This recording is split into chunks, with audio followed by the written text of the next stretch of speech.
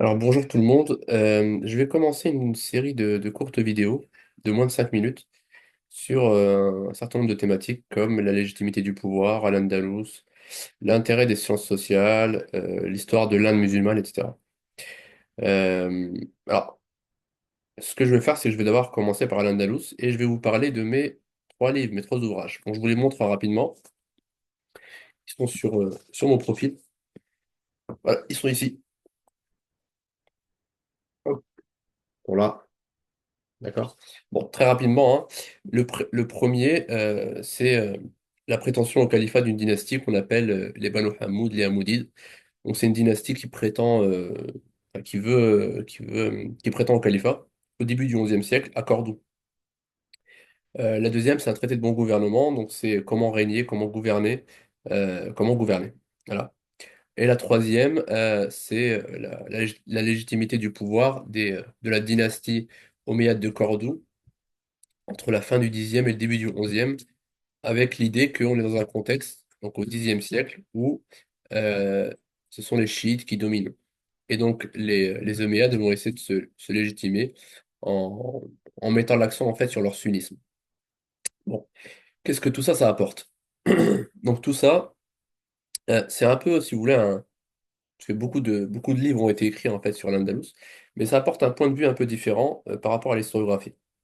L'historiographie, c'est l'ensemble, si vous voulez, des historiens qui écrivent. Ils ont toujours, si vous voulez, un fil narratif.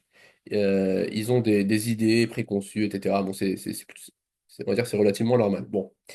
Mais, si vous voulez, les historiens d'Al-Andalus, en France en tout cas, pendant très longtemps, ils ont estimé que la légitimité des Omeyyades de Cordoue, elle reposait sur leur arabité, sur le fait qu'ils soient arabes, pas sur la religion. Or, moi, ce que je montre, enfin ce que j'essaie de montrer, c'est qu'au Xe siècle, elle repose sur la religion et sur la défense du sunnisme. Parce que, euh, comme je l'ai dit un peu avant, le Xe siècle, c'est un siècle où les Fatimides, une dynastie chiite qui s'appelle les Fatimides, règnent sur la plus grande partie en fait de l'Afrique du nord de l'Afrique. Et ils sont aux portes d'Al-Andalus. Et donc, pour se légitimer à ce moment-là, aucun intérêt de mettre en avant son lignage arabe, il faut mettre en avant la défense du sunnisme. Bon.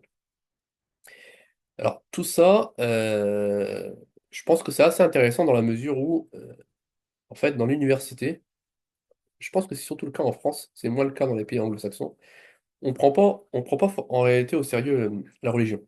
C'est-à-dire que on estime que bon, la religion, c'est un peu, je caricature un peu, mais c'est un peu l'opium du peuple, et finalement, ce qui permet à une dynastie de se légitimer, c'est ses moyens, on va dire, matériels, son lignage, etc.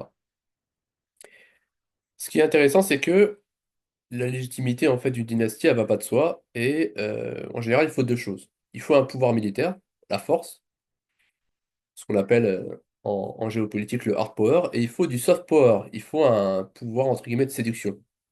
Ça peut passer par la religion, donc c'est le cas des Omeyyades de Cordoue. Ça peut passer aujourd'hui par la défense de la démocratie, par le charisme d'un monarque, etc., etc. Mais il faut toujours deux choses, la force militaire et autre chose. Voilà, la force militaire ne suffit pas. Voilà. Donc, en résumé, j'ai vraiment résumé à fond le, ce dont parlent en fait mes trois livres. Maintenant, si vous voulez plus de détails, bah, allez sur Al-Baïna, A-L, plus loin, B-A-Y-I-N-A-H. Donc, ils sont en ligne. Vous aurez accès au résumé des livres, et puis pourquoi pas, si vous voulez les commander, vous pourrez les commander.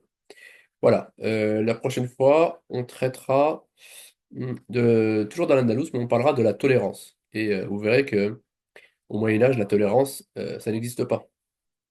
Voilà, très bonne journée.